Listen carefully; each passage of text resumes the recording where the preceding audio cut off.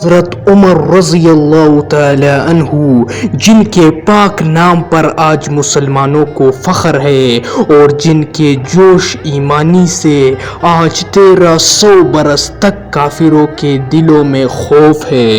اسلام لانے سے قبل مسلمانوں کے مقابلے اور تکلیف پہنچانے میں بھی ممتاز تھے۔ نبی کریم صلی اللہ علیہ وآلہ وسلم کے قتل کے در پہ رہتے تھے۔ ایک روز کفار نے مشورے کی کمیٹی قائم کی کہ کوئی ہے جو محمد صلی اللہ علیہ وآلہ وسلم کو قتل کر دے۔ حضرت عمر رضی اللہ تعالی عنہ نے کہا کہ میں کروں گا۔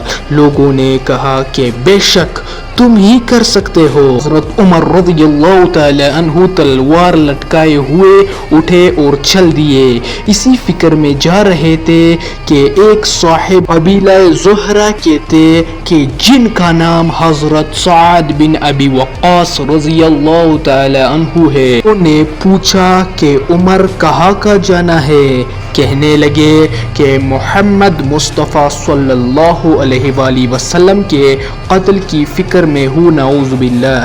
سعد نے کہا کہ بنو ہاشم اور بنو زہرہ اور بنو عبد مناف سے کیسے مطمئن ہو گئے؟ وہ تم کو بدلے میں قتل کر دیں گے۔ اس جواب پر بگڑ گئے اور کہنے لگے کہ معلوم ہوتا ہے کہ تو بے دین یعنی مسلمان ہو گیا، لا پہلے تجھی کو مٹھا دوں۔ یہ کہہ کر تلوار سونت لی اور حضرت سعد رضی اللہ تعالی عنہ بھی یہ کہہ کر کہا ہاں میں مسلمان ہو گیا ہوں۔ تلوار سنبھالی، دونوں طرف بس تلوار چلنے کو تھی ہی کہ حضرت سعد رضی اللہ تعالی عنہ نے کہا کہ پہلے اپنے گھر کی تو خبر لے، تیری بہن اور بہنوئی دونوں مسلمان ہو چکے ہیں۔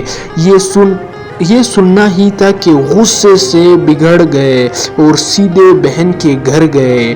وہاں حضرت خباب رضی اللہ تعالی عنہ ان کا ذکر پچھلی ویڈیو میں ہو گیا ہے، ان دونوں میاں بیوی کو قرآن شریف پڑھا رہے تھے۔ حضرت عمر رضی اللہ تعالی عنہ نے دروازہ کھٹکھٹایا۔ ان کی آواز سے حضرت خباب رضی اللہ تعالی عنہ تو جلدی سے اندر چھپ گئے اور وہ صحیفہ بھی جلدی میں باہر ہی رہ گیا جس پر آیات قرآنی لکھی ہوئی تھی۔ ہمشیرہ نے دروازہ کھولا۔ حضرت عمر رضی اللہ تعالی عنہ کے ہاتھ میں کچھ چیز تھی جس کو بہن کے سر پر مارا، جس سے سر سے خون بہنے لگا اور کہا کہ اپنی جان کی دشمن تو بھی بددین ہو گئی۔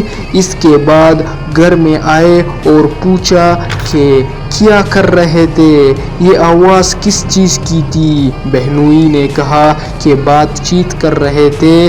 کہنے لگے کیا تم نے بھی اپنے دین کو چھوڑ کر دوسرا دین اختیار کر لیا؟ بہنوئی نے کہا اگر دوسرا دین حق ہو تب۔ یہ سننا تھا کہ ان کی داڑھی پکڑ کر کھینچی اور بے تحاشا ٹوٹ پڑے اور زمین پر گرا کر خوب مارا۔ بہن نے چھڑوانے کی کوشش کی تو ان کے منہ پر ایک زوردار تھپڑ مارا کہ خون نکل آیا۔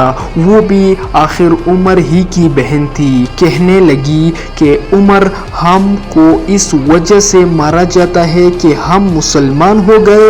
بے شک ہم مسلمان ہو گئے ہیں تو تجھ سے ہو سکے کر لے۔ یہ کہنے کے بعد حضرت عمر رضی اللہ تعالی عنہ کی نگاہ اس صحیفہ پر پڑی جو جلدی میں باہر رہ گیا تھا اور غصے کا جوش بھی اس مار پیٹ سے کم ہو گیا تھا اور بہن کے اس طرح خون میں بھر جانے سے شرم بھی آ رہی تھی۔ کہنے لگے کہ اچھا مجھے دکھلاؤ یہ کیا ہے؟ بہن نے کہا تو ناپاک ہے اور اس کو ناپاک ہاتھ نہیں لگا سکتے۔ ہر چند اصرار کیا مگر وہ بے وضو اور غسل کے دینے کو تیار نہ ہوئی۔ حضرت عمر رضی اللہ تعالی عنہ نے غسل کیا اور اس کو لے کر پڑھا۔ اس میں سورہ طٰہٰ لکھی ہوئی تھی، اس کو پڑھنا شروع کیا، کچھ آیات پڑھ لی کہ حالت ہی بدل گئی۔ کہنے لگے کہ اچھا مجھے بھی محمد مصطفیٰ صلی اللہ علیہ وآلہ وسلم کی خدمت میں لے چلو۔ یہ الفاظ سن کر حضرت خباب رضی اللہ تعالی عنہ اندر سے نکلے اور کہا کہ اے عمر رضی اللہ تعالی عنہ، تجھے خوشخبری دیتا ہوں کہ کل شب پنجشنبہ میں حضور اقدس صلی اللہ علیہ وآلہ وسلم نے دعا مانگی تھی کہ یا اللہ، عمر رضی اللہ عنہ یا ابو جہل میں تجھے زیادہ پسند ہو، اس سے اسلام کو قوت عطا فرما۔ یہ دونوں قوت میں مشہور تھے۔ معلوم ہوتا ہے حضور صلی اللہ علیہ وآلہ وسلم کی دعا تمہارے حق میں قبول ہو گئی۔ اس کے بعد حضور صلی اللہ علیہ وآلہ وسلم کی خدمت میں حاضر ہوئے اور جمعہ کی صبح کو مسلمان ہوئے۔ خصوص ان کا مسلمان ہونا تھا کہ کفار کے حوصلے پست ہونا شروع ہو گئے، مگر پھر بھی یہ نہایت مخصوص جماعت تھی، یعنی کم جماعت تھی، اور وہ سارا مکہ بلکہ سارا عرب اس لیے اور بھی جوش میں آئے اور ان حضرات کو ناپید کرنے کی کوشش ہوتی تھی اور طرح طرح کی بدترین سلوکات کی جاتی، تاہم اتنا زور ہوا کہ مسلمان مکے کی مسجد میں نماز پڑھنے لگے۔ حضرت عبداللہ بن مسعود رضی اللہ تعالی عنہ فرماتے ہیں کہ حضرت عمر رضی اللہ تعالی عنہ کا اسلام لانا مسلمانوں کی فتح تھی اور ان کی ہجرت مسلمانوں کی مدد تھی اور ان کی خلافت رحمت تھی۔